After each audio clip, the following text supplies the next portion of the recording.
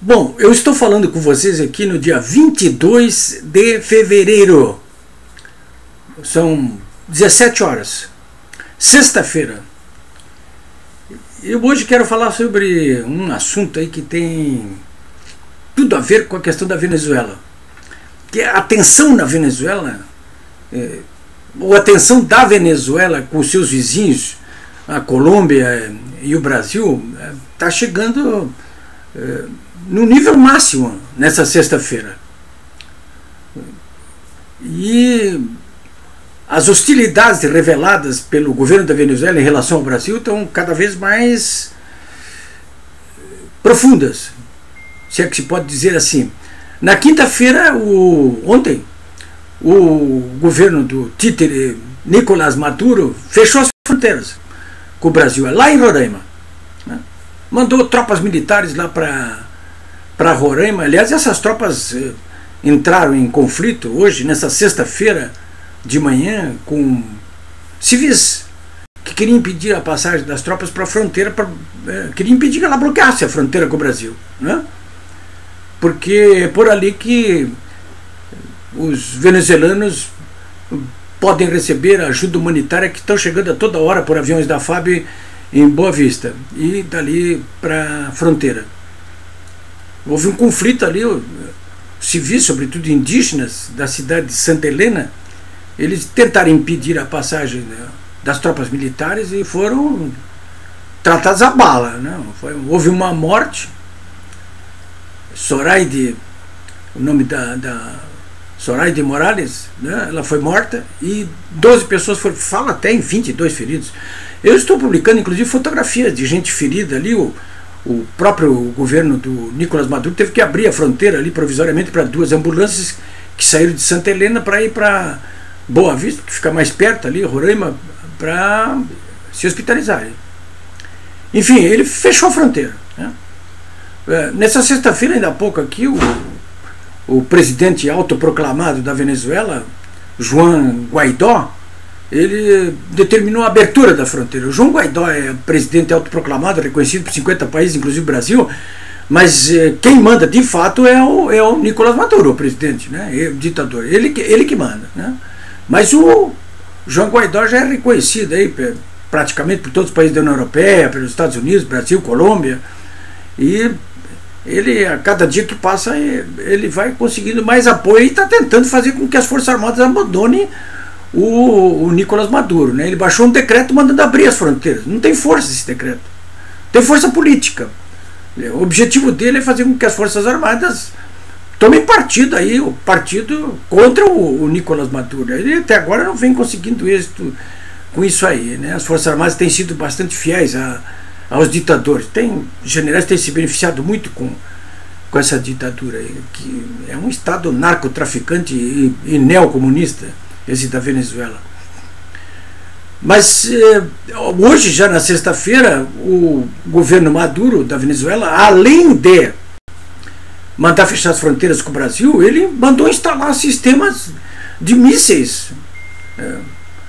Disse o governo que são mísseis para a defesa, mas eles podem ser de ataque, né?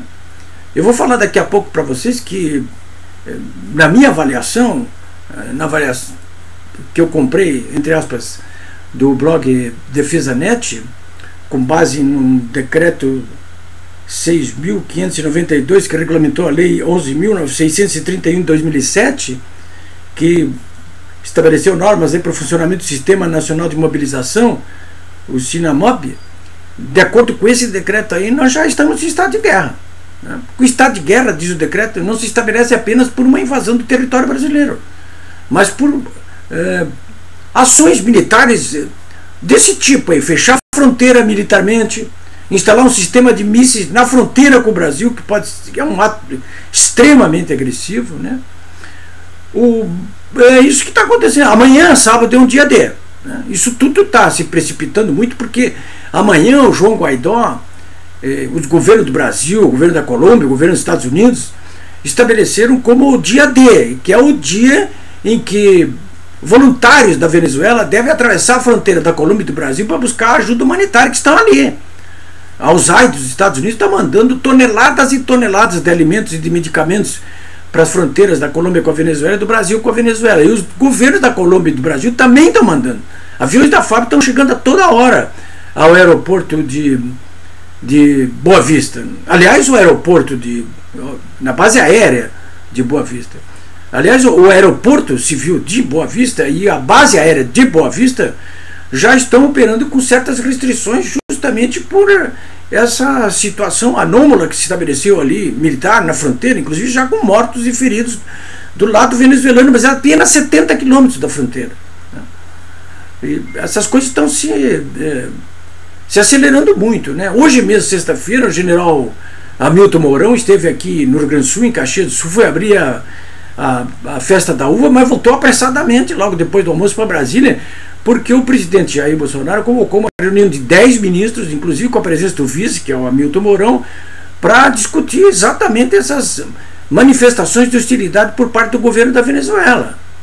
E ver como é que age isso, né? O Grupo de Lima, que é o grupo dos países latino-americanos que estão tentando pressionar o governo da Venezuela para que saia do poder o Maduro, esse Grupo de Lima tem uma reunião marcada para segunda-feira. Então nós temos aí dias de muita tensão. Amanhã é o dia D. Esses voluntários da Venezuela conseguirão passar a fronteira do Brasil e da Colômbia para buscar ajuda humanitária, alimentos e remédios? Vão conseguir passar? Não vão conseguir passar? O mais provável é que ou as Forças Armadas da Venezuela liberam essa fronteira e virem as costas para o Maduro, e nesse caso derrubam o Maduro amanhã, no sábado, ou eles vão forçar a barra e vai haver conflito. Vai haver conflito. Alguém pode me dizer assim, não, mas vai haver guerra? Pode haver guerra. Nem sempre, como eu já disse, inclusive aqui, por esse decreto, por essa lei, a lei 11.631 de 2007, brasileira, essa lei, nem sempre é preciso que haja uma invasão militar para que se estabeleça um estado de guerra. Nem sempre. Então, senhores, nós estamos aí diante de uma situação política e militar muito grave, né? Olha, há muito tempo que aqui na América do Sul não se ouvia falar em guerras. Há muito tempo. Mas a situação da Venezuela chegou a um grau tal de deterioração que uma solução militar até parece a única possível nesse momento, né? Alguém poderia me dizer assim, mas quem é que vai? E como é que é? E se o Brasil e a Venezuela entrarem em guerra? Eu hoje mesmo no meu blog, www.polimebraga.com.br, estou ali mostrando as forças militares da Venezuela e do Brasil. São bem equilibradas, né? São bem equilibradas. A Venezuela é um país muito menor do que o Brasil, mas tem uma força militar poderosa, equipada sobretudo por uma força aérea. A força aérea da Venezuela, ela é mais bem equipada e moderna do que a brasileira. No caso de uma guerra aérea aí nós perderíamos, né? Terrestre já é vis-a-vis, né? Mas o que é preciso estabelecer também, deixar claro, é o seguinte: no caso de uma guerra com o Brasil, a Venezuela, o Maduro teria que se preocupar imediatamente com a fronteira com a Colômbia, porque a Colômbia vai tocar em forças militares ali para dentro. Já forças americanas que estão lá dentro, já desde o tempo das Farc, que já estão tudo ali, também vão entrar. Quer dizer, o Maduro teria que enfrentar uma guerra já de cara em duas frentes. Com quem que ele pode contar? O Brasil e a Colômbia vão contar com todas as forças dos Estados Unidos, isso é evidente. E a Venezuela? Rússia está lá do outro lado do mundo, e a China está lá do outro lado do mundo. E não dá nem para meter com os Estados Unidos nessa região aqui, nem pensar. De modo que, se vocês acham que isso aí pode resultar num conflito armado, eu quero dizer para vocês que vocês não estão exagerando, não.